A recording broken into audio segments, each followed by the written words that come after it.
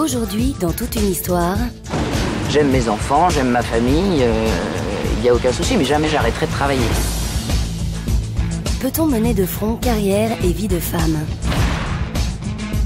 Oui, il y a de la place pour un homme, un super homme. C'est rare. Je donnais un sein, j'allais vous faire un rendez-vous et je redonnais l'autre sein après. Voilà. Des fois, j'ai l'impression d'avoir épousé une ombre. Mon petit garçon avait 7 ans et on lui demandait « Qu'est-ce que tu feras, toi, plus tard dans la vie ?» Moi, je m'occuperai de mes enfants. Elle a jamais été là pour les moments importants. Vous lui en voulez pour ça? Oui. Juste une question, ils en sont où dans leur vaccin? Le plat préféré de vos enfants? Nos invités apportent leur témoignage. Et les moments où on tombe, littéralement, c'est-à-dire quand le corps ne suit plus. Je faisais plus à manger alors que j'adore faire à manger à mes enfants. S'écrouler, plus pouvoir rien entendre, rien, bien sûr.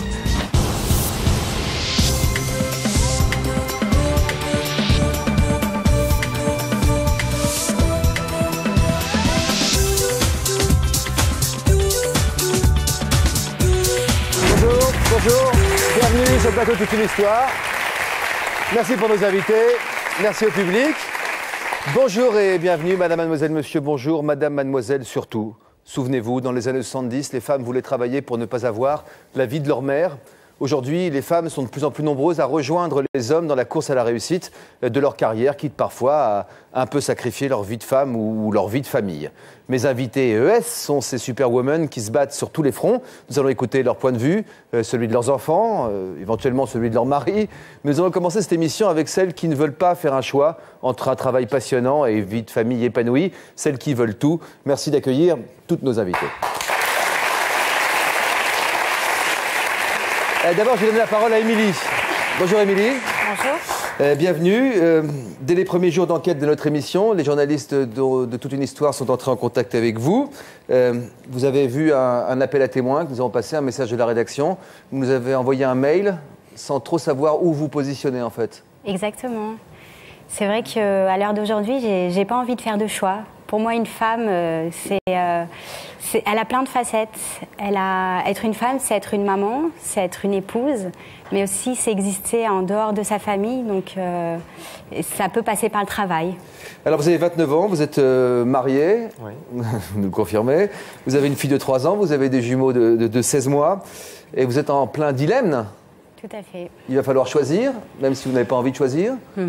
Alors on va écouter les histoires de nos invités. Vous êtes un tout jeune couple avec des jeunes enfants. Puis vous nous direz peut-être à la fin de l'émission si ça vous éclaire un petit peu plus. J'espère qu'on tiendra toutes nos promesses. Les femmes qui ne veulent pas faire de choix, justement, comme vous, entre leurs enfants, leur travail, leur vie de famille, leur mari, ces femmes qui veulent tout. C'est la première partie de notre émission qu'on va commencer naturellement avec Nathalie. Bienvenue Nathalie, merci de nous avoir fait une petite place dans votre emploi du temps de ministre pour venir nous voir sur ce plateau. Vous êtes chef d'entreprise, vous avez des journées bien remplies. Vous avez donc cette entreprise de stratégie en communication. Vous avez 3 enfants. Oui. Vous avez un mari? J'en ai plus. J'en ai plus. C'est compatible en tout cas la vie de famille avec les enfants et ce boulot de chef d'entreprise? Oui, vraiment. Ouais. Qu'est-ce qui vous plaît tant dans cette double vie? Mais moi, justement, je pense que la femme... j'ai pas envie de choisir entre une carrière... je pense pas être carriériste. J'ai pas envie de choisir, je suis une femme. Je suis vraiment faite pour avoir des enfants. J'en ai 3. Si j'avais pu, j'en aurais eu 10. Mais bon, il faut se calmer. Faire et les élever, alors? Oui, les faire. J'adore les faire. J'adore les élever. Non, c'est vrai, j'adore les élever. Vous voulez dire les porter ou les concevoir? J'adore les concevoir, j'adore les porter. J'ai eu 3 grossesses magnifiques. J'ai travaillé jusqu'au dernier jour de mes grossesses.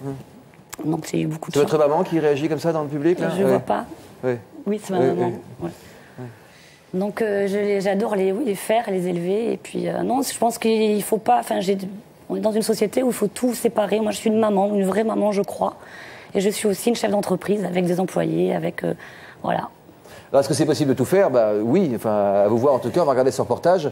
On va découvrir donc votre vie à travers ces quelques images, votre vie de famille, votre carrière, un rythme, véritablement un rythme de folie. Vous nous avez ouvert vos portes, vous habitez à Cannes, où vous menez donc de front ces rendez-vous professionnels, les réunions, les dossiers, mais aussi le soir, le devoir des enfants, le dîner en famille, la lecture de la petite histoire avant d'aller se coucher. Un véritable marathon, tout ça en 24 heures.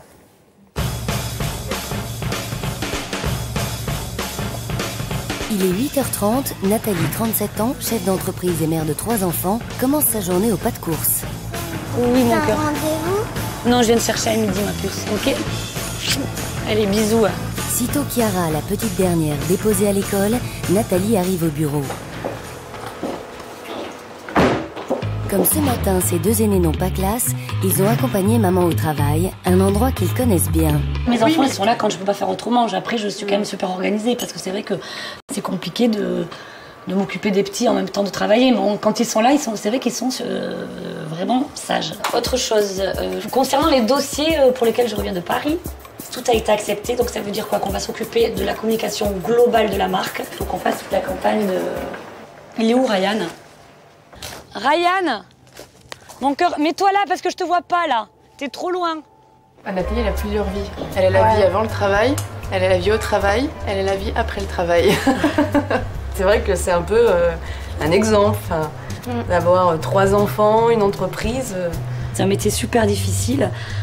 Et rajouter à ça le fait d'être maman, c'est vrai que c'est compliqué. Mais tu pourrais pas faire un choix entre ta vie professionnelle et tes enfants, quoi. Ouais.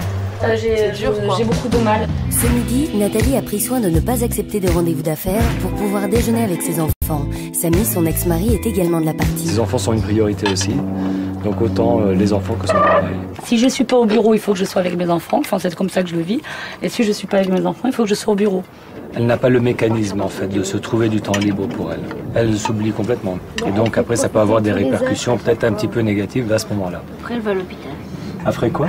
Elle fait des malaises, elle va à l'hôpital, et puis après, on voit pas pendant longtemps. Ça s'est passé une fois. Ouais. Ça, c'est une fois, c'est comme ça. Il y a 2 ans, en effet, Nathalie a craqué. Victime de surmenage, elle a passé 2 mois hospitalisée. Depuis, elle travaille avec une psychologue pour trouver l'équilibre entre ses désirs de mère, de femme et de chef d'entreprise. Elle était saine, votre dépression, parce qu'il était temps que vous lâchiez un peu tout ça pour vous retrouver. Au bout d'un moment, c'est normal qu'on pète un plomb, quoi. Vous considérez nos entretiens comme des moments privilégiés où, en effet, vous arrivez, vous coupez le portable. Je le coupe, ouais. C'est vrai ça. Ouais, c'est le seul moment où je parle de... Il y a les larmes qui me montent. Non, c'est le seul moment où je parle vraiment où je lâche, quoi. Ouais. Et dans mon métier, c'est quelque part quand on dit qu'on a fait une dépression, c'est la honte. Enfin, en tout cas, il faut pas le dire, c'est un sujet tabou. Moi, je m'en fous, je le dis. On n'est pas des robots et aussi mes enfants, ils acceptent le fait que, qu'à un moment donné, maman, elle s'est écroulée parce que maman, elle n'est pas superwoman et que voilà.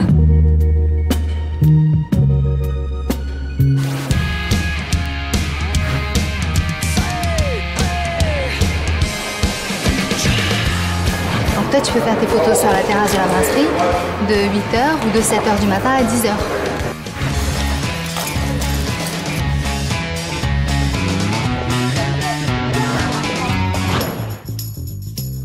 Non, c'est pas 200. Ah bon? Non, si tu as 2 et t'enlèves 10, tu vois.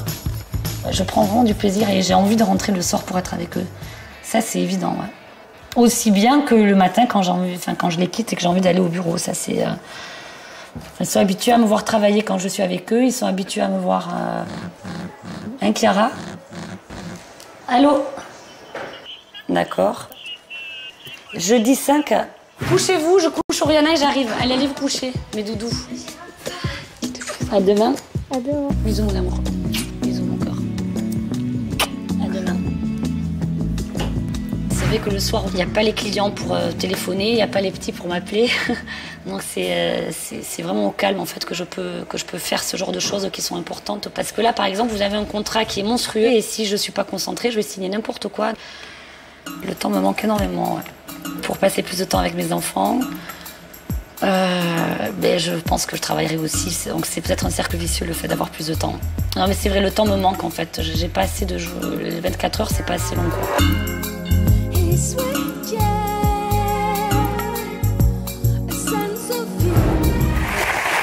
Qu'est-ce qui vous met dans cet état-là? Vous étiez sous pression, mais positivement, entre le rire et les larmes pendant tout le reportage? Ça m'émeut de me voir comme ça, c'est du recul, c'est le recul. Je prends pas de recul sur moi-même, donc c'est émouvant. Qu'est-ce que vous découvrez? Mais je m'attendais à pire. Déjà, pour moi, c'était une journée... on a annulé 3 rendez-vous, parce que c'était trop intensif, donc c'était une journée assez cool, finalement. Et puis, non, je m'attendais à pire. Et puis, c'est vrai pourtant, ça vous met la larme à l'œil, alors que pourquoi? Oui, parce que même si j'ai l'impression, je donne l'impression d'être une superwoman au bureau, chef d'entreprise, je suis quelqu'un, je pense, d'assez sensible. Et donc de me voir comme ça avec mes petits, ça me... Alors, est-ce qu'on doit sacrifier sa vie de femme pour sa carrière? C'est le sujet du jour dans notre émission. On s'intéresse dans cette première partie aux femmes qui ne veulent pas choisir, on l'avait compris, entre le travail et la vie de famille. Qu'en pensent les hommes? Jean-Christophe, qu'est-ce que vous pensez d'une femme qui vit comme ça? Bah, moi, j'admire. Hein. Bon, c'est 3 journées en une. Chapeau. Faut pas y laisser sa santé, c'est tout, quoi. Mais bon. Sans papa à la maison? Non. Avec un monsieur? C'était leur papa, là. Enfin, on le voit souvent, on est très proches. Mais c'est le monsieur que vous avez vu, c'est le papa. Mais je ne vis plus avec lui. Eric, ça vous rappelle quelqu'un? Oui, un petit peu. Votre femme? Oui, tout à fait. Donc là, la situation a quand même évolué maintenant. Elle essaye d'être plus présente, mais c'est pas toujours évident, quoi. Comment vous réagissez à la vie de Nathalie, que vous découvrez? C'est une super héroïne. Oui, là, elle a des super pouvoirs. Il y a la place pour un homme? Non, je pose la question à son avis. Oui, quand même. Il y a toujours la place pour un homme.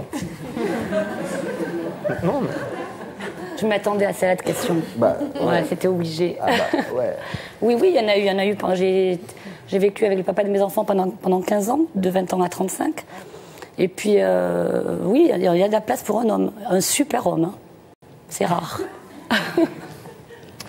Vous êtes resté hospitalisé quand même 2 mois, il y a quelques temps. Oui. Qu'est-ce qui vous est arrivé d'un coup d'un seul?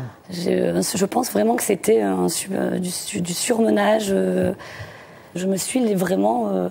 Vous avez craqué? En fait, ça a duré quelques temps. Je me suis complètement laissée aller. Et votre maman s'est retournée vers vous? Oui, ma maman s'est retournée vers moi. C'est elle qui a pris la décision en fait de vous faire hospitaliser? Oui, ça a été avec mon papa aussi. Ça a été. Enfin, ils n'ont pas eu le choix. Je suis tombée. Hein. Pourquoi, madame? Comment cette décision s'est imposée? Pour qu'elle s'arrête, peut-être. Pour qu'elle s'arrête. C'était vital qu'elle s'arrête. Elle était dans quel état? Elle était à la limite dans la mort, je veux dire, à 2 pas de la mort. À ce point? Vous étiez inquiète? C'est un faible mot, inquiète. C'était il y a combien de temps? Il y a 2 ans et demi. Donc 2 mois à l'hôpital? Oui, plus de 2 mois, plus 2 mois et demi. Non. Quoi, cure de sommeil? Oui, aussi, oui. Ah, mais là, c'est reparti comme avant, là? Non.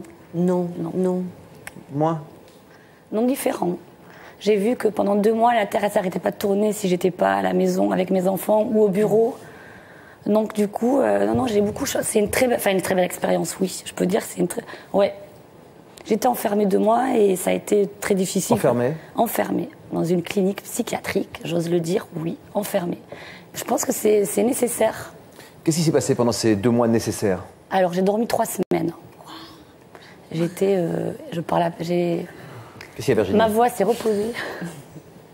Ce serait bon? Pour la voix, rien pour la voix. Ouais, la voix, ouais. Non, j'ai dormi 3 semaines, je me suis posée, chose que j'avais jamais fait ça. On m'a aidé à me poser plein de questions. J'ai quand même travaillé. Une fois que j'allais mieux, mes dossiers venaient à la clinique. Et j'ai pas laissé tomber mes clients, j'ai pas laissé tomber mes enfants. Mais j'ai pu voir que... Vous n'avez pas totalement décroché, vous avez pris du recul. Vous êtes reposé, vous avez pris du recul. Et j'ai appris à vivre autrement. Qu'est-ce qui a vraiment changé depuis cette hospitalisation? Tout. Vraiment tout. Tout? Ouais, vraiment. Je suis beaucoup plus cool qu'avant. On a du mal à imaginer comment c'était avant, non? C'était comment avant, madame? Vous voyez une grande différence, vous? Grande différence, non, mais une différence, oui. Visiblement moins grande que Nathalie, alors. Déjà, le fait qu'elle voit une psy au moins 1 fois par semaine... Elle s'intéresse un peu à elle. Et qu'elle décroche ce que je viens d'entendre là dans le reportage, qu'elle elle éteigne son portable pendant 1 heure, c'est énorme pour Nathalie. Et la psy a bien de la chance. Si ça, c'est pas un message, franchement. Virginie, vous vous reconnaissez dans ce portrait. Vous avez peut-être une chance supplémentaire, c'est que vous avez un homme à la maison quand même qui s'occupe de beaucoup de choses. Vous avez déjà raté des moments avec vos enfants? Vous avez l'impression? Oui, certainement, mais j'en ai pas... Enfin, je rentre quand même assez tôt, relativement tôt, par rapport à des femmes qui travaillent, dont le mari travaille aussi. Finalement, j'ai un confort de vie quand même grâce à sa présence à la maison. Mais par contre, je me reconnais très très bien dans tout ce que tu as décrit, Nathalie, et les moments où on tombe, littéralement, c'est-à-dire quand le corps ne suit plus, quand vraiment le corps. Vous êtes arrivé aussi ? Pas à ce point-là, parce que j'ai ma soupape de sécurité qui reprend tout de suite le... Une façon de parler de son amoureux. Ça va la soupape ? Oui, ça va bien. Mais oui, arriver certains soirs et s'écrouler, plus pouvoir rien entendre, rien, bien sûr. Mais effectivement, s'il n'y avait pas cette soupape... Appelons-le Jean-Christophe. Appelons-le Jean-Christophe. Voilà. Je conçois tout à fait qu'on puisse s'étaler et lâcher prise totale. Qu'en pense notre Virginie qui est avec nous en face de vous? Une autre Virginie qui est avec nous. Qu'est-ce que vous pensez du mode de vie très speed de Virginie, de Nathalie? Ça vous inspire quoi, franchement, au fond de vous? Je ne les envie pas. Enfin, ne serait-ce que d'être séparés de leurs petits. Enfin, ça peut paraître radical, mais pour moi, c'est instinctif, c'est viscéral. À partir du moment où j'ai eu mon petit dans les bras, le plus grand est là, il était hors de question que je les laisse. Donc, je voulais bien déléguer, mais à mon mari, c'est tout. C'est-à-dire le papa ou la maman. Mais pas de crèche, pas de... Non, sinon, je vais être très radicale, mais sinon, je ne faisais pas d'enfants. Les enfants ne sont pas à la crèche. Pour moi, c'est quasi animal. Voilà. Alors, il ne s'agit pas... C'est-à-dire qu'une maman qui met un bébé à la crèche, pour vous, elle ne doit pas faire d'enfant, d'après vous? Non, parce que chacun fait ce qu'il veut. Mais si on doit poser le débat... Effectivement, si on fait des enfants, il faut s'en occuper. Alors après, il y a les mamans qui n'ont pas le choix, financièrement. Ça, c'est autre chose. Les enfants n'ont jamais été à la crèche. J'ai voulu des enfants, je les ai faits. Alors franchement, c'était à mon détriment. J'ai pris une nounou à la maison, j'avais mes bureaux à la maison. Quand vous aviez peut-être les moyens financiers de prendre... Vous aviez une aide à la maison? Enfin, je me suis organisée parce que je voulais élever mes enfants tout en continuant de bosser. Vous avez une nounou? J'avais une nounou au début. Enfin, la troisième, j'ai déménagé tous mes bureaux et on va dire mes employés à la maison. Mais j'ai élevé mes enfants, j'ai allaité mes 3 enfants. C'est-à-dire vos employés à la maison? Oui, mes employés m'ont suivi. Quand j'ai eu la troisième, mes employés ont suivi à la maison. Ah oui. Tout à fait. C'est une façon de dire que vos enfants... C'est une façon de dire que vos enfants n'habitent pas au travail. Enfin, ça pourrait être... Mais c'est un peu... En fait, c'est un peu les deux. Mais je veux vraiment pas qu'on caricature. C'est pas parce qu'on est une maman qui travaille qu'on laisse ses enfants. Et franchement, c'est pas pour être méchant, mais il y a beaucoup de mamans qui ne travaillent pas, qui s'embêtent toute la journée et qui sont pas... Enfin, ça fait pas forcément des enfants hyper épanouis et des mamans hyper épanouies. Prends ça. Alors, voilà. Non, mais vous voyez, moi, c'est justement pour défendre cette caricature-là. Parce que je trouve qu'aujourd'hui, la femme carriériste a sa place, même dans un débat, même à table, alors qu'une maman au foyer n'a pas sa place. Une maman au foyer, déjà, n'a pas de cerveau, pour la plupart des gens, et cantonnée aux tâches ménagères, et ce n'est pas vrai. Peu de reconnaissance, en tout cas. Vous faisiez quoi comme métier auparavant? J'étais hôtesse de l'air. Ça vous plaisait? Beaucoup. Vous avez abandonné quelque chose qui vous plaisait pour vos enfants? Oui, parce que mes enfants me plaisent plus. Enfin, je veux dire, c'est instinctif. Enfin, je ne pouvais pas, au bout de 3 mois, laisser... C'était difficile de lâcher votre métier, votre lien social avec les autres, ces voyages? Bon, déjà, c'est un peu particulier. Mon mari faisait le même métier, donc c'était incompatible. Hôtesse, tout à fait. Donc, c'était assez incompatible. Quand je voulais prendre... si jamais il s'agissait d'une nounou, moi, je voulais une nounou à la maison. Enfin, je veux dire, quasi la nounou introuvable ou très chère financièrement. Donc la question a été vite résolue. C'était mon mari ou moi. Mon mari avait plus d'ancienneté, donc ça a été moi. Voilà. Nadège, comment vous réagissez au témoignage de vos voisines? Moi, je les admire. Moi, j'avoue que je ne pourrais pas faire pareil. Moi, c'était mes enfants avant tout. J'ai souffert. Pour la première, elle a été en crèche. Et j'ai souffert. Et pour la deuxième, je ne pouvais pas. Souffert de la laisser en crèche? C'est bête, mais bon, j'avais un travail qui me plaisait énormément. J'étais secrétaire polyvalente et je pouvais pas, quoi. Je veux dire, dès que j'avais un petit moment de libre, je pensais à elle. J'avais qu'une envie, c'est de rentrer à la maison pour l'avoir avec moi. Vous avez souffert parce que ça vous rappelait votre petite enfance, vous nous avez dit aussi. Vous avez une maman qui était précurseur à l'époque. On va dire un petit mélange. Mais encore, je dirais qu'avec Nathalie, c'est différent parce qu'elle s'occupe quand même de ses enfants. Moi, ma maman, elle rentrait très tard le soir. On était presque couchés. Donc, elle connaissait rien de notre vie, de ce qu'on avait à l'école. Ça vous a manqué? Ah oui. Vous en avez souffert? Oui, parce qu'aujourd'hui, on se parle plus. J'ai plus de relation avec ma mère. J'ai jamais discuté avec elle. Donc, aujourd'hui, on a coupé les ponts. Enfin, moi, j'ai coupé les ponts. Catherine Bergerel-Sellec, est-ce que vous avez envie de réagir sur cette première étape, déjà, ces femmes qui veulent tout? Oui, j'ai envie de dire que finalement les femmes n'ont pas forcément le choix et qu'une femme, elle a un sort d'avoir plusieurs casquettes. On n'aurait pas pu faire la même émission en mettant choisir pour un homme de sacrifier sa carrière, enfin sa vie d'homme à sa carrière. Une femme, elle a des post-it en permanence plein la tête. Même si c'est une chef d'entreprise ou si elle est caissière au pour prendre deux extrêmes, elle a allé chercher les enfants à l'école. Quand ça va pas bien, et c'est toujours moi, la le mère qu'on post-it, appelle, je sais que la maman... Pardon, hein? je vous en prie. Chez le pédiatre, c'est toujours la maman. Aller dans une salle d'attente de pédiatre, il y a beaucoup plus de femmes que d'hommes. Donc la femme, elle a gagné. Vous disiez en intro de l'émission que les années 70 ont tout révolutionné, l'époque de un enfant si je veux, quand je veux. Mais les femmes, elles ont perdu quelque chose finalement, c'est que les hommes, eux, beaucoup ont changé. Beaucoup se sont rendus compte du rôle important qu'ils devaient avoir. Mais hélas, ils n'ont pas tous changé et quelque part, elles se sont fait piéger. Une femme est morcelée, elle est écartelée forcément. Si elle est chef d'entreprise, si elle est au travail, elle va se sentir coupable forcément et ça sera forcément sa faute si ça ne va pas. Et si elle a à renoncer à sa carrière épanouissante, elle va forcément être frustrée. Donc de toute façon, comme disait Freud, et je vous l'avais déjà dit une fois Jean-Luc, le métier de mère, c'est un métier impossible et quoi qu'on fasse, on fait mal. Oui. Alors comme ça, tout le monde est rassuré. Donc c'est à chacun, je crois, de s'accommoder et de faire un choix qui correspond à son tempérament. Puis il y a une chose importante aussi sur cet effondrement, le burn-out dont vous avez été victime. Cet effondrement, il est qu'au bout d'un moment, on a une capacité de contenance plus ou moins forte chacun d'entre nous.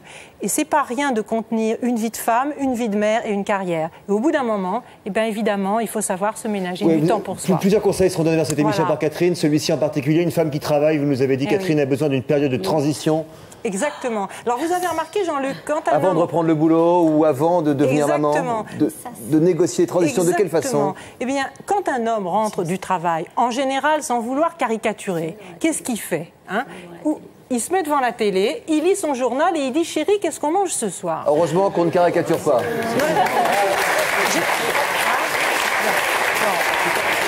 Non mais en général, j'ai bien dit en général, il y a des cas particuliers. Alors qu'une femme, à peine elle est rentrée, elle va au fourneau, elle n'a pas de temps de transition. C'est pourquoi dans les statistiques, il n'est pas facile à dire celui-là, les querelles conjugales ont toujours lieu au même moment, c'est-à-dire au moment où les gens rentrent du travail. C'est très rare qu'un homme dise « Écoute, ce soir, je t'ai préparé tout et la bougie est sur la table ». Mais il y en a, bien heureusement, des hommes comme ça qui participent. Vous dites qu'il n'y a pas votre femme? Bien sûr, parce qu'elle n'est pas là pour les manger. Alors, on va découvrir maintenant la vie de femmes qui ont fait un choix à l'opposé du vôtre. C'est notre thème d'aujourd'hui, celles qui ont choisi leur carrière.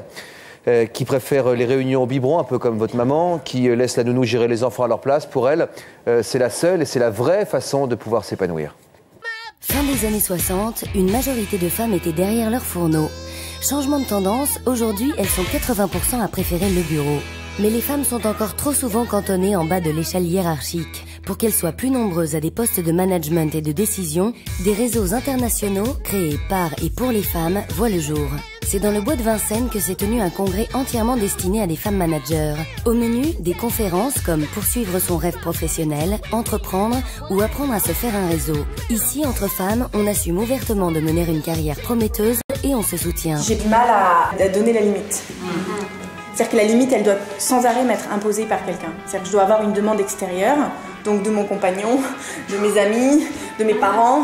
Marie, on veut te voir, qu'est-ce qui arrête, c'est bon, stop, 2 secondes, là, voilà. Dès que ça marche un peu, on a envie de, voilà, et puis il faut faire bien, parce que c'est le début, on peut pas se louper, enfin, on a toujours des bonnes raisons, quoi. Des bonnes raisons, j'en ai des tonnes, pour ne faire que travailler. Elles se posent beaucoup de questions à la trentaine, lorsqu'effectivement elles ont des projets de famille et des projets d'enfants. Et c'est là où les choses se compliquent très sérieusement. Et donc c'est là aussi où on peut les accompagner pour les aider à passer ces caps. On essaye également de leur donner un petit peu confiance en elles. On leur offre la possibilité de travailler dans des ateliers, comment développer leur leadership, comment mieux comprendre l'entreprise. J'ai 2 enfants qui ont maintenant 11 ans et 9 ans. J'ai un poste à plein temps dans une entreprise. Jamais j'arrêterai de travailler. C'est ma passion, j'aime ça. J'aime mes enfants, j'aime ma famille, il n'y a aucun souci, mais jamais j'arrêterai de travailler. C'est vrai que les week-ends, je les ai emmenés au bureau, donc ils ont beaucoup joué avec les machines à café. des entreprises dans lesquelles j'étais, avec surtout le chocolat. Là, ils adorent ça, ils ont des souvenirs d'enfance un peu particuliers. Mais ils sont heureux, ils sont équilibrés. Je m'arrêterais s'ils avaient un vrai souci scolaire ou un vrai souci personnel qui nécessitait que j'étais avec eux, ça, je ne me poserais pas de questions. Si c'était juste parce qu'ils n'aiment pas la jeune fille au père de l'année, ben non, je continuerai à travailler. Résolues à réussir d'aussi belles carrières que les hommes, les femmes se regroupent. Il faut que les femmes se réveillent en France. À Paris, les séminaires entre femmes à haute responsabilité se multiplient, comme ce dîner sur les Champs-Élysées, où plus d'une quarantaine de juristes et avocates se sont réunis en masse, bien décidés à faire entendre leur voix. Les femmes sont réservées à la casa et les hommes sont tournés vers l'extérieur. C'est toujours le même problème. Wow. Le pouvoir n'est jamais donné. Il se prend. Agissons, agissez. Nous sommes toutes mieux organisées que les hommes dans nos cabinets, dans nos études, bien entendu, parce qu'on arrive à se dédoubler. Je comprends bien le désir des jeunes mères d'être près de leurs enfants et c'est vraiment dur dans nos métiers. C'est très dur. Moi, je sais que mon petit garçon avait 7 ans et on lui demandait « Qu'est-ce que tu feras, toi, plus tard dans la vie ?» Ah, moi, je serai sûrement pas avocat. Ah bon, pourquoi? Parce que moi, je m'occuperai de mes enfants quand j'en aurai. Je l'ai entendu, c'est dur à entendre, parce que c'est vrai, j'étais pas souvent là. Est-ce qu'on a réussi nos vies? C'est ça la question? Oui. Moi, j'ai une vie professionnelle assez top. Mon cabinet est l'un des plus brillants de la place de Paris et je ne désespère pas d'être prochainement bâtonnier de Paris.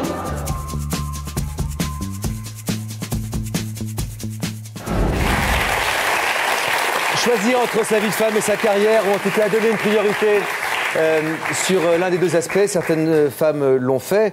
C'est le cas de Nadège. Vous avez renoncé à travailler quand vous êtes devenue maman? Quand vous étiez enceinte? La deuxième fois. La deuxième fois? La deuxième fois, parce que la première fois, j'avais souffert justement de ne pas être avec ma première fille. Donc j'ai pris un congé parental et puis là, je suis en train de faire ce qu'il faut pour être assistante maternelle. De changer de métier alors? Changer de métier pour pouvoir m'occuper de mes filles et puis d'autres enfants. Justement, pour pouvoir, on va dire, accueillir un petit peu les enfants des mamans et des papas qui n'ont pas le choix. Vous avez dit en préparant cette émission que vous plaignez les femmes qui travaillent beaucoup? Pour mon cas, oui, parce que je ne sais pas comment elles peuvent faire pour travailler énormément et ne pas être avec leur enfant, quoi. Moi, je suis un peu comme Virginie, j'ai un besoin viscéral d'être avec mes filles. Moi, j'ai un besoin viscéral. Moi, j'ai un besoin viscéral de travailler. C'est instinctif aussi. Vous faites quoi comme travail? Je suis chef d'entreprise comme Nathalie. On verra comment ça se passe chez vous avec un joli reportage tout à l'heure. Moi, si je suis ni l'une ni l'autre, moi j'ai un besoin viscéral des deux. Vraiment des deux. Quand tu faisais les devoirs tout à l'heure, tu étais avec ton portable, tu as répondu au téléphone. Tu n'es pas vraiment avec tes enfants non plus. J'y suis, je fais les réunions d'ailleurs. Je fais les réunions. Je vais à l'école, je fais les réunions. C'est vrai que de temps en temps, je réponds à mon portable. Mais la question, c'est parfois on fait, mais on ne fait pas complètement. Oui, tu vois, parfois on écoute son enfant parler, puis ça fait 4 fois qu'il nous répète la même histoire, on ne l'a pas imprimé. Mais c'est pas forcément parce qu'on travaille. Quand il parle de la petite Sonia qu'il a rencontrée, est-ce que vous êtes capable de dire ah oui, la petite dont tu m'as parlé l'autre jour, qui est habillée comme ceci, comme cela, et qui est tellement mignonne? Oui, mais je pense que c'est pas un problème de travailler ou pas, c'est un problème de disponibilité dans la tête. Ah ouais. Voilà. Donc, comme je disais, c'est vraiment un problème de disponibilité dans la tête. Dans un instant, on va recevoir votre maman qui ne comprend pas tout de votre choix de vie, qui a peut-être 2-3 choses à vous dire, qui aimerait aussi de temps en temps que vous vous occupiez d'elle. Ma maman était une maman qui travaillait beaucoup. Ah. Elle nous en parle dans un instant, c'est après ce message de la rédaction. Vous êtes ou avez été harcelé par une personne connue ou inconnue de vous, sur votre lieu de travail, dans votre voisinage, dans votre vie amoureuse, au téléphone. Vous êtes ou avez été harcelé par un fou d'amour. Par amour, vous avez suivi, épié ou harcelé une personne. Pour nous raconter votre histoire, contactez-nous au 0820 16 30 15 ou connectez-vous sur le site de l'émission. Prochainement, dans Toute une histoire...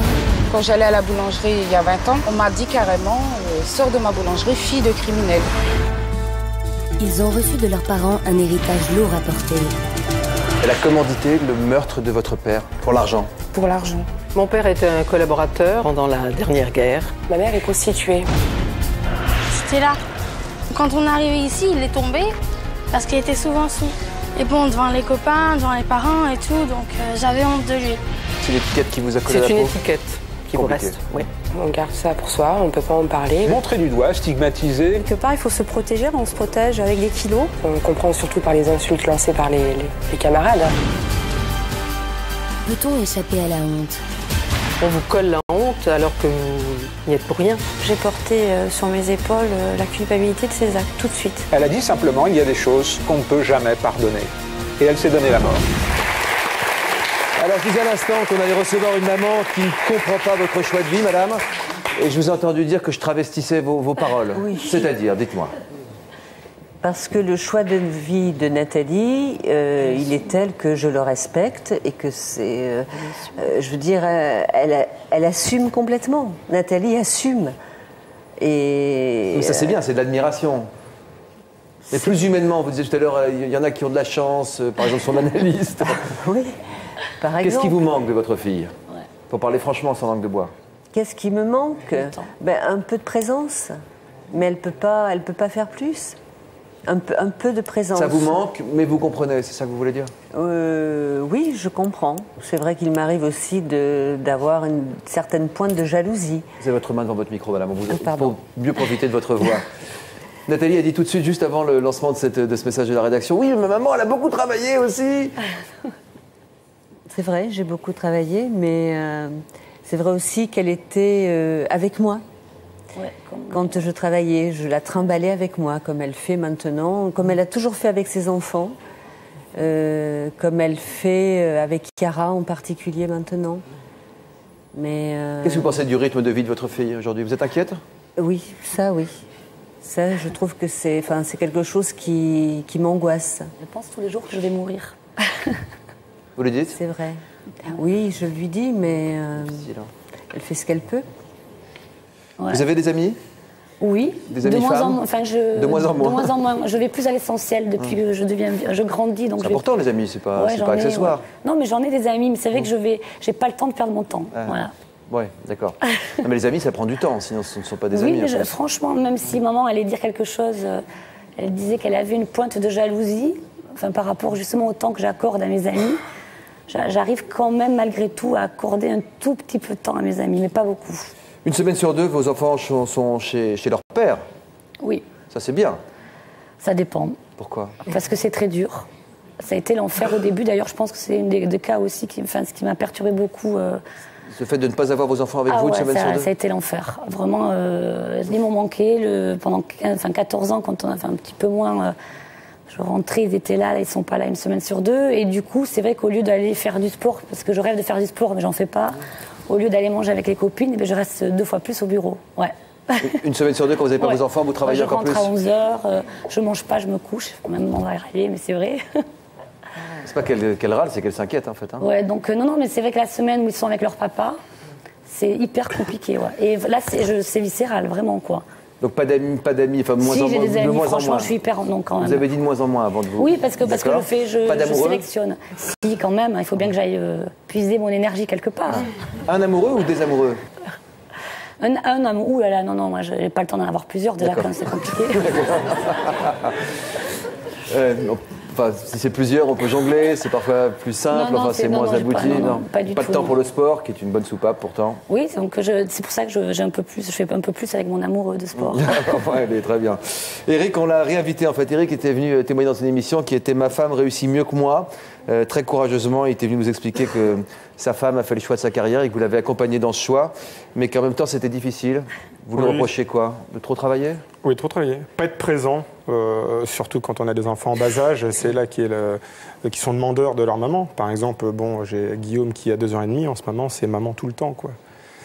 Et c'est vrai que c'est toujours difficile à entendre, parce que je suis toujours en train d'expliquer que maman elle est au travail, elle va bientôt rentrer, et que des fois... Sans savoir à quelle heure elle va rentrer? Sans savoir. Alors Catherine parlait de la majorité des hommes qui rentrent, qui se mettent devant la télé ou qui ouvrent leur journal. Franchement, c'est vrai, c'est la majorité des hommes. Vous êtes une minorité, ceux qui préparent les fameux petits plats pour sa femme. Oui, c'est formidable. Et des petits plats qui sont prêts, qui sont chauffés, qui parfois sont brûlés. Que je mange tout seul. Et que parfois qui refroidissent. Ouais. Ça, je crois que c'est ce qui est le plus douloureux pour moi. C'est des fois envie de faire plaisir à sa petite femme, lui faire un petit plat. Et puis à 8h, le téléphone sonne. Écoute, je suis encore au travail. Qu'est-ce qu'elle fait comme travail? Elle est responsable des ressources humaines. dans une boîte informatique. Vous avez connu, vous, un épisode de grosse déprime. Alors, je ne sais pas si c'est comparable au burn-out qu'a connu Nathalie. Non, pas comparable. Non, moi, ça a été une grosse déprime qui a duré un mois, quoi. Qu'est-ce qui vous est arrivé ? Mais en fin de compte, c'était un coup de fatigue. Je me suis surestimé. J'ai pensé que le fait de s'occuper des enfants était quelque chose d'assez facile. Vous travaillez à côté ? Je travaillais à côté, oui. Donc je me suis très vite rendu compte que non, c'est pas ça. Il faut, quand on a sa journée de travail... Alors par contre, moi j'ai l'avantage, je me fais un break. Moi, entre le moment où je quitte mon travail et je vais chercher Guillaume, le premier, je m'accorde une demi-heure. C'est des moments de transition si importants dont parlait Catherine tout à l'heure. Tout à fait, voilà. Donc moi, c'est sans doute la clé. Alors, jamais vous, Nathalie ? Jamais, Virginie ? Sur mon vélo. Sur votre vélo ? Ah bah oui, si, c'en est un. Non, cette transition, je pense qu'elle est importante. Elle me permet, moi, d'évacuer la journée de travail et puis de pouvoir un petit peu recharger les accus pour m'occuper des enfants, quoi. Bon, surtout Guillaume, qui, lui, est très agité. Il adore être dehors, sortir tout le temps. Et moi, forcément, je ne suis pas tout le temps réceptif. Vous travaillez à mi-temps ? Vous travaillez à plein temps ? Non, temps partiel. C'est-à-dire que tous les mercredis, je m'occupe des enfants. Vous travaillez lundi, mardi, jeudi, vendredi ? Voilà, tout à fait. Donc, vous travaillez toute la semaine, quoi, sauf le mercredi, en fait.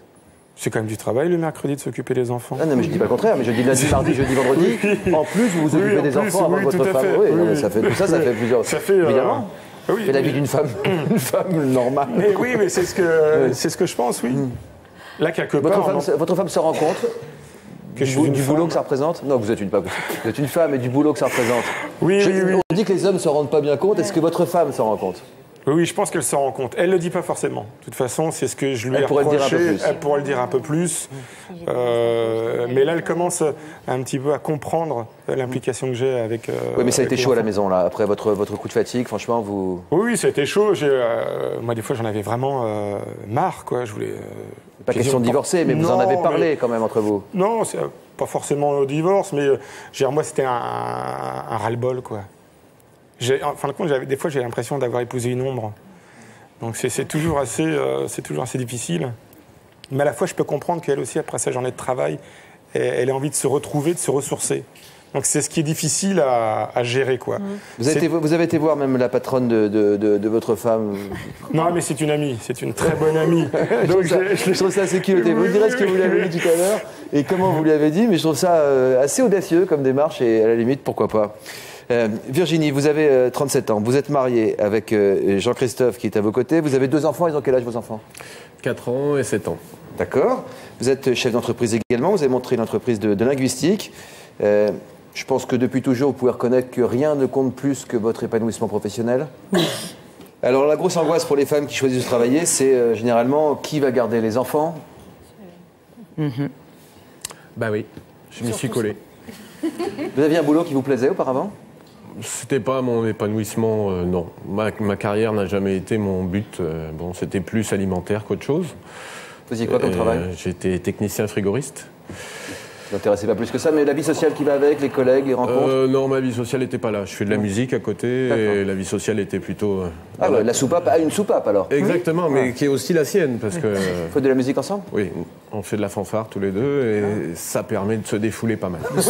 Et de communiquer, en plus de souffler, c'est ce qu'elle veut dire. Et puis c'est une manière de communiquer. Vous jouez de quel instrument ? Grosse caisse. Ah, ça fait du bien ça. Et vous ? Trombone. Regardons comment ça se passe chez vous, c'est la 3e partie de notre émission, et si la solution venait des hommes. Virginie a donc choisi de travailler, la vie à la maison, c'était pas vraiment faite pour elle, on l'avait compris. C'est donc Christophe qui est devenu père au foyer, Jean-Christophe, qui a abandonné l'idée de faire carrière. Ensemble, vous dites, former une équipe pour le bonheur de vos 2 enfants. Vous nous avez accueillis chez vous, donc à Montpellier, on regarde. Alors, Maïla. Donc, 3 semaines. À 37 ans, Virginie, maman de 2 enfants, est une chef d'entreprise organisée. Le travail, c'est tout. C'est vraiment une passion. Heureusement, j'ai un mari qui gère le plus important et je peux me permettre de lui laisser les responsabilités les plus récurrentes, on va dire. Quand Virginie a accepté d'avoir des enfants, elle a posé une condition à son mari Jean-Christophe. Elle devait pouvoir continuer son travail sans être lésée par le fait d'être maman.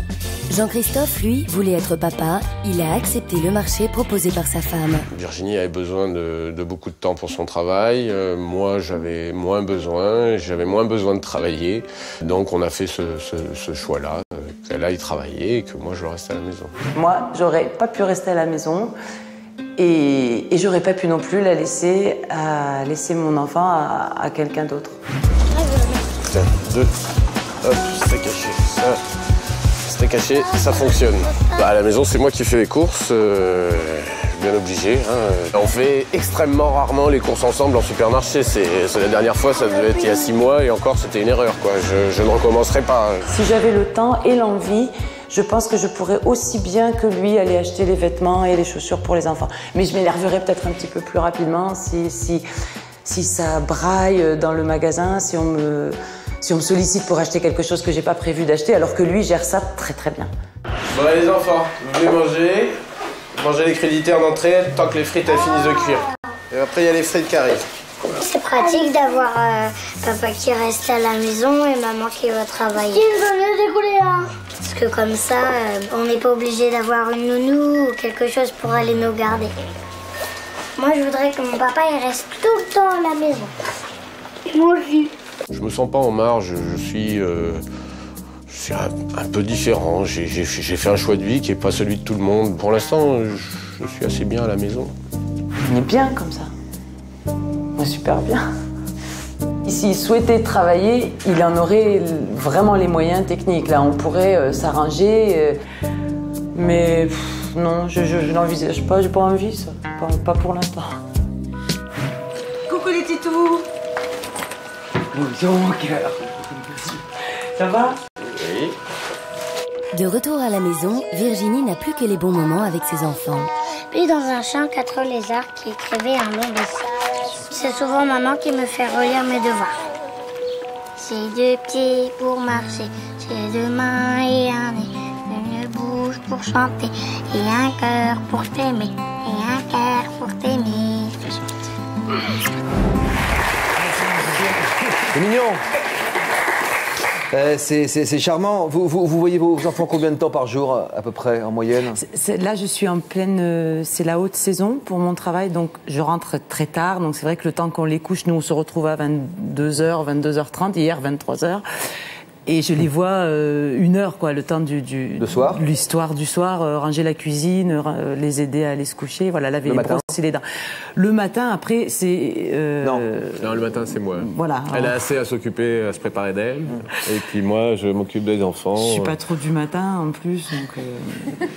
Vous reconnaissez ne pas être une mère poule née, en tout cas. Pourtant, vous êtes une mère très aimante, hein. Je fais la différence. Ah oui, je les adore, je passe du temps avec eux. Je passe les moments, comme disait Nathalie, les moments en quantité important. Plus qu'en qualité. Très bien, ça tombe bien, j'ai préparé un petit quiz pour voir si... Mais je ne suis pas une mère poule, c'est D'accord. vrai. Le plat préféré de vos enfants? Première question. Les frites de papa, peut-être. Je sais pas, non, je suis pas sûre. Ça dépend. Justine, je dirais saucisse purée. Et puis Jules, ouais, les frites, ça passe bien, les frites. D'accord. La pointure de vos enfants? Non, ça non. La taille? Le poids? Justine, elle met du 8 ans et Jules, il met du 5 ans parce qu'il est un peu plus grand, voilà. Juste une question, ils en sont où dans leur vaccin? Alors ça c'est dur parce qu'au niveau médical elle suit pas mal le truc quand même. Non, j'essaye de suivre en fait tout ce qui est médical, administratif, les envois, les remboursements parce que lui il aime pas quand il faut téléphoner, prendre un rendez-vous médecin, je m'en occupe. Par contre après il va accompagner tout seul. Et il va effectivement vérifier les vaccins tout seul. Vous pouvez lui présenter ses enfants?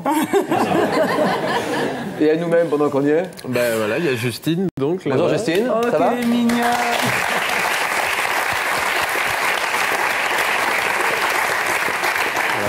Et Jules qui est à côté. Ils n'ont pas l'air traumatisés. Avec la Ils n'ont pas l'air traumatisés les filles. Justement, à ce sujet... au sujet du traumatisme ou de l'épanouissement, je pense, comme Nadège, qu'effectivement, on peut souffrir d'avoir une maman qu'on ne voit jamais, comme un papa qu'on ne voit jamais. D'ailleurs, il ne faut pas oublier que ça peut être aussi l'inverse. D'un autre côté, ça dépend aussi de la nature de l'enfant. Et d'autres enfants, comme Nathalie finalement, ont eu l'exemple d'une maman qui travaillait et vous en admiration. Est-ce qu'on reproduit toujours le schéma ou est-ce qu'on l'inverse toujours? Eh bien, les deux. soit on s'identifie à sa mère et on reproduit, soit on fait l'inverse parfois. Mais ce qui est intéressant derrière ces questions très drôles que vous avez posées, c'est que au fond, vous avez reproduit des rôles inversés parce que les papas d'habitude, ils savent pas les vaccins, ils savent pas en effet la taille et la pointure, et c'est formidable votre équilibre parce que vous avez votre histoire à vous et vous avez votre équilibre à vous et on vous sent heureux. Mais je pense que la révolution, toute proportion gardée avec ce mot, je dirais le changement, doit passer par une évolution masculine. Parce que dans la plupart des cas, malgré tout, c'est que les deux parents travaillent. La majorité, tous les hommes n'ont pas le choix, ne peuvent pas forcément choisir d'arrêter. La majorité des téléspectateurs qui nous écoutent, les deux parents travaillent à fond, souvent, et malheureusement, ils ne peuvent pas, comme ça, se partager les tâches. Donc je pense que... Nous, on a fait le choix de le faire. Voilà, vous avez fait le choix. Mais la question, c'est une question matérielle aussi. Est-ce que vous en aviez les besoins? Vous avez fait des sacrifices? J'ai créé l'entreprise, j'étais au RMI. Donc c'était un choix vraiment. C'est un vrai choix de vie. Mais je pense que les mentalités doivent changer et que quand l'homme et la femme travaillent, je pense qu'ils doivent se partager les tâches. Je trouve sans vouloir faire un féminisme C'est un nouveau conseil de Catherine, c'est que encore plus, toujours plus, doivent davantage participer, c'est-à-dire qu'ils participent un peu? Oui, et je trouve que les hommes doivent participer plus sans vouloir faire un féminisme caricatural, mais simplement dire que on est là pour un couple doit se compléter et que les tâches parentales, ça a un sens et que aussi ça dépend à quel âge de la vie. Pourquoi pas faire le choix d'élever ses enfants les premières années? Il y a des moments où on peut privilégier une carrière. Il y a des moments où on peut être auprès de ses enfants. Quoique les chefs d'entreprise, ils n'attendent pas tellement. Et que dans beaucoup d'entreprises, c'est vrai que quand une maman est enceinte souvent, ou quand elle a beaucoup de coups de téléphone et qu'elle doit rentrer, c'est vrai que la carrière, hélas, elle est souvent en péril. Je pense que la chance que j'ai, et c'est un luxe aujourd'hui, c'est vrai que bon, c'est peut-être, c'est que je suis chef d'entreprise et que j'ai pas de patron au-dessus de moi, et que je gère mon temps comme je veux. Donc s'il y a des choses à faire pour les enfants, je prends le temps pour les faire. Une question à votre voisine, Christina Lunghi, membre de l'Observatoire de la parité, qui s'intéresse depuis plus de 10 ans à la place des femmes dans la vie professionnelle, qui a publié en 2001 « Et si les femmes réinventaient le travail ?» Je vous pose une question, quels sont les inconvénients à être une femme qui travaille encore aujourd'hui, et peut-être quels sont les avantages? Aujourd'hui, on peut vraiment parler d'avantages d'être une femme dans le monde du travail, parce qu'on est dans une guerre des talents. Et les femmes réussissent mieux les études finalement que les garçons. Une guerre des talents, c'est-à-dire? On est dans une guerre des talents aujourd'hui. Les entreprises... Les talents, le cheval, les chaussures? Les talents. Les talents. Les talents, je suis sourd, d'accord, très bien. Donc, nous sommes aujourd'hui dans une guerre des talents. Et les femmes sont tout à fait compétitives et même mieux placées finalement que les hommes. Quand vous regardez aujourd'hui au niveau du recrutement ce qu'il se passe, c'est gentil. Eh bien les entreprises vont recruter davantage de femmes que d'hommes. Vous prenez le secteur bancaire, on est à 60% de recrutement féminin. Donc on a des effets mécaniques qui vont induire une égalité dans les années qui viennent. Et tout le travail que je mène depuis plus de 10 ans avec l'Observatoire de la parité, mais aussi dans mon métier de tous les jours, puisque je suis experte dans ces secteurs d'activité dans un cabinet de ressources humaines. Donc ça veut dire que les entreprises aujourd'hui s'intéressent. Et vous avez des enfants? Et j'ai des enfants, j'en ai 2, bien sûr. Et j'arrive à tout concilier. Je suis, comme Nathalie, un peu débordée souvent, mais très heureuse de pouvoir tout faire. Pas de burn-out? Pas de burn-out, parce que je crois qu'il faut avoir des sas, ça c'est vrai. Quels sont vos sas? Moi j'en ai un qui est formidable, c'est que je rentre à pied, j'ai cette chance, de mon bureau jusqu'à la maison, ça me prend 15 minutes. Et ça permet, en traversant le pont de l'Alma, d'évacuer beaucoup de choses. Donc c'est formidable. La vue est magnifique. En plus, la vue est magnifique. Votre mari, vous l'avez bien élevé, si j'ose dire? Mon mari est tellement bien élevé qu'il s'élève tout seul, donc il n'y a pas de souci. C'est les mieux élevés, ceux-là. C'est les mieux élevés. Éric, vous aimez votre femme profondément. Je dis ça à frotter un petit peu comme dans tous les couples, sûrement, mais bon, il y a eu des petites crises que vous avez surmontées. Oui, tout à fait. Qu'est-ce que vous voudriez comme organisation à la maison pour que ça fonctionne véritablement, pour que vous vous y retrouviez parfaitement? Il n'y a pas d'organisation type. C'est d'être présent quand les enfants en ont besoin, quand j'en ai besoin aussi. C'est aussi lâcher un petit peu le travail de temps en temps pour se consacrer un petit peu plus à sa famille. C'est pas une organisation, c'est une écoute qu'elle devrait avoir vis-à-vis de vous? Et puis aussi les enfants, aussi vis-à-vis de vos enfants, vis-à-vis d'un bout collectif. Voilà, exactement. Ouais. Donc ça, c'est toujours difficile à lui faire comprendre, mais le changement, je le sens. par exemple, bon, avec cette histoire d'ordinateur portable. Alors vous avez été donc voir la patronne de votre ami? Non, non. On la connaît très bien, autour d'un barbecue. J'aurais voulu être là. Oui. Et donc Catherine n'était pas là, donc je lui en ai touché 2 mots. Elle était en bas en train de surveiller les grillades. Votre femme? Oui, tout à fait. Donc vous avez été voir sa patronne qui est également une amie? Oui, tout à fait. Et puis donc je lui ai suggéré l'éventualité de pouvoir faire du télétravail. Alors elle en prend conscience, puisqu'effectivement, Catherine aussi a ses moments de fatigue et qu'il n'y a pas forcément la nécessité de passer une journée au travail. En plus, vous feriez entrer le travail à la maison? Oui, tout à fait. Moi, je serais prêt à l'accepter. C'est pas le cheval de Troie, là? C'est pas... Non, si c'est bien géré. Une fois, elle l'a déjà fait. Moi, je me suis occupé des enfants toute la journée. Elle était enfermée dans le bureau. Ça s'est très bien passé. Mais on a pris le repas du midi ensemble. Et puis le soir, elle s'est arrêtée, comme une journée de travail. Les transports en moins. Juste une question à propos du travail à la maison, quand même. Il n'y a pas un risque d'empiéter sur la soupape? Ça dépend. Je crois que tout le monde a sa marge, effectivement. Chacun de gérer quand même. Et à chacun de gérer. C'est important les moments de transition. On peut très bien travailler chez soi. Et puis il y a des métiers où on travaille forcément chez soi. Pensons aux écrivains, pensons aux médecins qui reçoivent chez eux. Et bien dans ces cas-là, quand on est une femme et qu'on travaille chez soi, le risque, c'est qu'on a les fameux post-it dont je vous parlais tout à l'heure. C'est-à-dire qu'entre 2 activités d'investissement intellectuel, on pense aux machines à laver qui tournent, on pense aux brochettes à retourner. Vous savez, une femme, elle a la faculté de faire plusieurs choses en même temps. Alors que souvent, quand on est parti de chez soi, on dit ouf. Non, mais c'est la vérité. Regardez un homme, mettez-le devant une machine à café automatique, c'est une machine à la mode, là, vous savez, on ne peut pas dire de marque à l'antenne. Bon, et ben, quand on dans ma cuisine aussi, quand on lui parle en même temps, il oublie de mettre la cartouche de café, bien souvent. Bien sûr. Non, mais alors que faites Jean-Christophe, un petit mot. Lui, il oublie pas. Je ne suis pas tout à fait d'accord. Je crois que les choses évoluent quand même. Il y a beaucoup plus de pères qui prennent les choses en main aussi dans leur famille. Je voyais encore la personne qui a témoigné tout à l'heure. Je l'ai vu tout à l'heure dans les coulisses de l'émission avec ses jumeaux.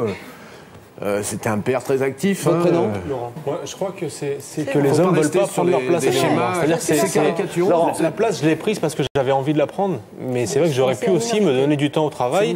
Mais je fais en sorte de finir mon travail à 17h. Vous travaillez, vous, aujourd'hui, en ce moment? Je travaille à plein temps, oui. À plein temps? Vous avez repris le travail? Vous avez pris un congé parental après la naissance? J'ai pris le minimum, le congé paternité, qui était de 15 jours. 15 jours. Qui était déjà passé difficilement en entreprise. Bon, ça passe, mais on voit très bien que le stéréotype d'entreprise, l'homme n'a pas sa place auprès des enfants. Vous encouragez votre femme à reprendre votre boulot. Quel âge ont les jumeaux?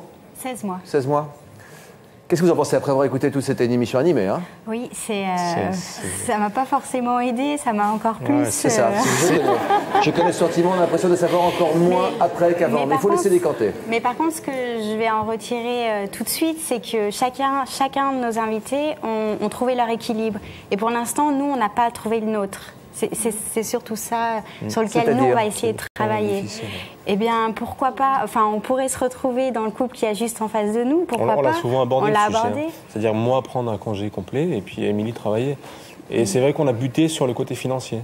Alors que peut-être qu'on aurait pu aller de l'avant vers autre chose, créer une autre activité. Eric n'a pas dit qu'il avait trouvé complètement la solution. Hein.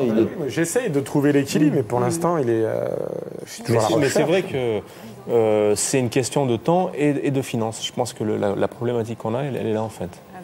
Alors je vais me faire des amis. J'ai une citation du poète allemand Heine qui disait « Le sacrifice est le rôle favori des femmes ». C'était au 19e siècle. Les femmes n'avaient pas d'âme. Hein? Et je dis, pas lui, moi je dis qu'elle ne se sacrifie pas trop. Merci, à bientôt. Pas trop.